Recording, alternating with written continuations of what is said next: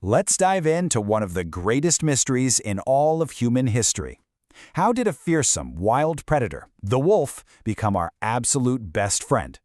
Now, this isn't just a story about cute puppies. No, this is a 30,000-year-old detective story, and we're going to follow the clues together.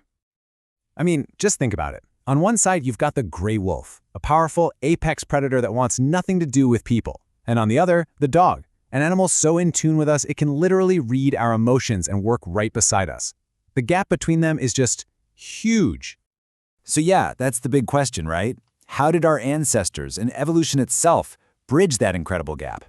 Well, to figure it out, we have to become forensic investigators, and we're starting with the oldest evidence we have, the bones. Okay, our first stop is the archaeological record. You can think of this as the original crime scene, where all these ancient clues have been buried for tens of thousands of years, just waiting for us to piece the story together.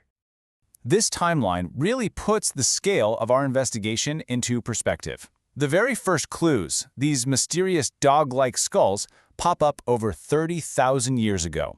It takes thousands more years before we find undeniable proof of a real bond. And from there, you see dogs start to take on jobs, becoming completely woven into human society. So these earliest clues are really tantalizing, but they're also super tricky. In caves all the way from Siberia to Belgium, archaeologists found these skulls that weren't quite wolf, but they weren't quite dog either. They had shorter snouts, wider jaws, and scientists are still arguing about it. Are these the very first proto-dogs, or are they just some weird type of ancient wolf that died out? The evidence is just too ambiguous. For a long time, that's kind of where the trail went cold. I mean, skulls alone can't prove a relationship, you know? The investigation needed something more. Not just a fossil, but proof of a real connection, a social bond. And then in Germany, they found it. The date? About 14,000 years ago. This discovery at a site called Bonn Oberkassel was absolutely breathtaking.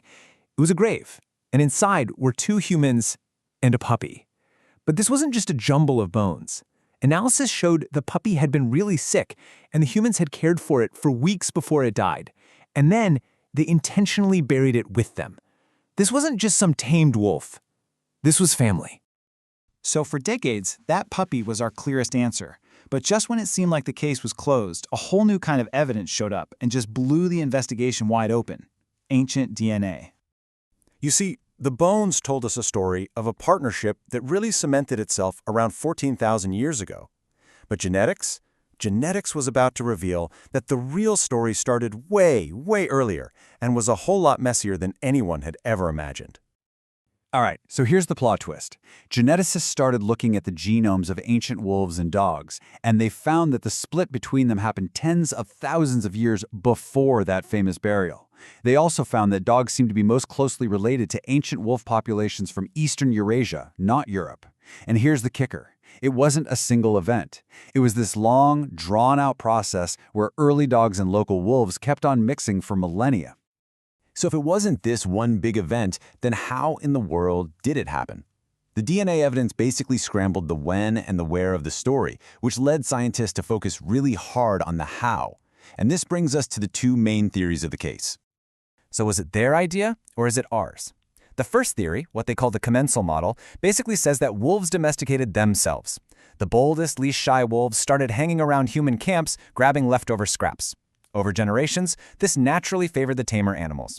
The other theory says we were in the driver's seat, that humans were actively taking wolf pups, raising them, and then breeding the ones that were the most useful for things like hunting or guarding the camp. But the truth is, it probably wasn't so black and white. Most researchers now think it was a combination of both. It almost certainly started with wolves scavenging, that self-domestication phase. But then, as these proto-dogs became part of human life, our ancestors for sure started actively selecting for the traits they wanted, turning a simple scavenger into a true partner. Okay, so let's put all the pieces together, the bones, the DNA, the competing theories, and let's deliver the verdict in this ancient case. What is the full story of our oldest friend? The full path to partnership probably looked a little something like this. First, you have these more tolerant wolves hanging around our ancestors' camps. This constant closeness starts a deep genetic split from all the other wolf populations. Over time, that proximity turns into a real social bond, which we see in burials like Bonn-Oberkassel. And from there, it's off to the races. Dogs get bred for specific jobs, becoming the hunting partners, the guards, and the companions we know today. Now, there's a fancy scientific term for this whole thing: reticulated domestication. Reticulated just means like a net or a web. So it wasn't this clean, straight line that happened in one place. Nope, it was a messy, branching process that happened over huge stretches of time and space, with all these different ancient wolf populations chipping into the dog genome we see today. So why does any of this matter? Because this very first domestication changed everything for us. Dogs gave our ancestors a massive advantage.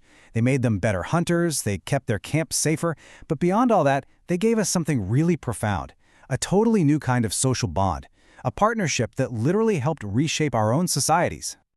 So we close our investigation with one last thought. There is no doubt that we completely transformed the wolf into something new. But when you look back at this incredible 30,000-year partnership, you really have to wonder, in teaching a wolf how to live with us, how much did we, in turn, learn about ourselves?